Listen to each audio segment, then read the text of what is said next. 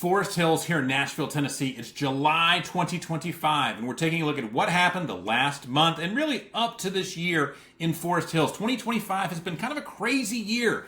Tariffs, stock market up, stock market down, people shooting missiles at each other, a little bit of everything. Hopefully we'll have a more stable second half of the year, and we kind of normalize our real estate market and get a more just kind of level playing field so people can make those big life decisions. It really helps out with that. In the month of June, pretty busy in Forest Hills. We had a slow couple months there for the spring, but it seems like June picked up a bit. We saw 8 homes close, and we saw 12 go under contract in the month of June. Those homes that closed out, we had one up on Wayland at 4.2. This is a gorgeous one. This one was built in 19. Wayland's a great street. Just a really beautiful home here. Only 6 years old. Makes sense that that sold really quickly for 4.2. We had one around the corner over on Carlton at 3.2. That one was built in 05. Looks a little bit older. Yeah, it's about 20 years old, but just a classic home for Forest Hills. It's a really flat lot, which is harder and harder to find in Forest Hills. You see some of that stuff is a little bit dated on the inside. This isn't how they build it in 2025, but still great space, great size. And again, you can kind of see the difference between a home that's 20 years old at 3.2 and a home that's 5 years old at 4.2.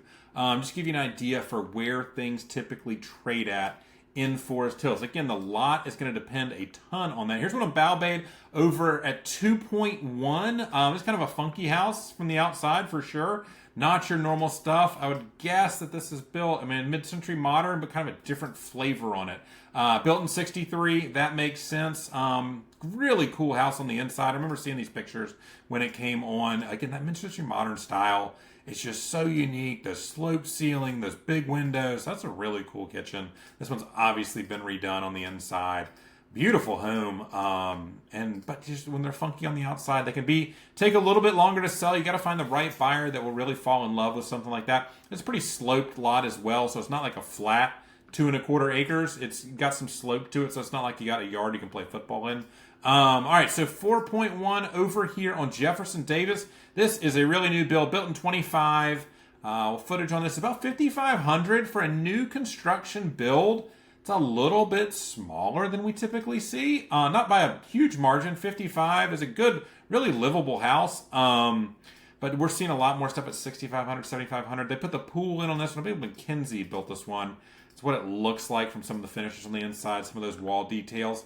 So really, really, the brand new construction house, clean, traded just over $4 million. That's a pretty good value for someone who purchased that one. And then we've got one back here for 3.4 on Montcrest. That is a couple years old. It's built in 2020, right at 5,300 square feet. Montcrest is a good, quiet street, flat lot. I'm curious what the backyard looks like on this one. Really pretty on the inside, lots of good details. You'll see a lot of these homes. Again, a new construction home, when it's built for spec, they don't have all these cool finishes and all these details. The ones that are 2, 3, 5 years old, the owners have come in, they've lived in, they've done wallpaper, they've colored it, they've changed some stuff. No pool on this one, but again, for a house that's 5 years old, $3.5 million, no pool, seems like it's about the right price.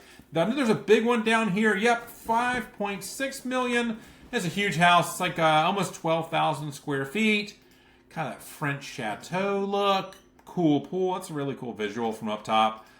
Just a real stately house. Just again, a little dated on the inside. This isn't everyone's flavor for sure, but just for the sheer square footage, and love that double fridge, or one might be a freezer column, one might be a fridge column. Just a really, really high-end house, but a super unique flavor on it on the inside. But for 12,000 square feet, $500 a foot, it's about our average here in Forest Hills. So this is Forest Hills for July 2025. I hope that's helpful for you. If you're looking for a home in Forest Hills, or if you're thinking about selling and you want to know what it would sell for in today's market, I can give you a pretty good guess at that. Just reach out to me with the contact info below.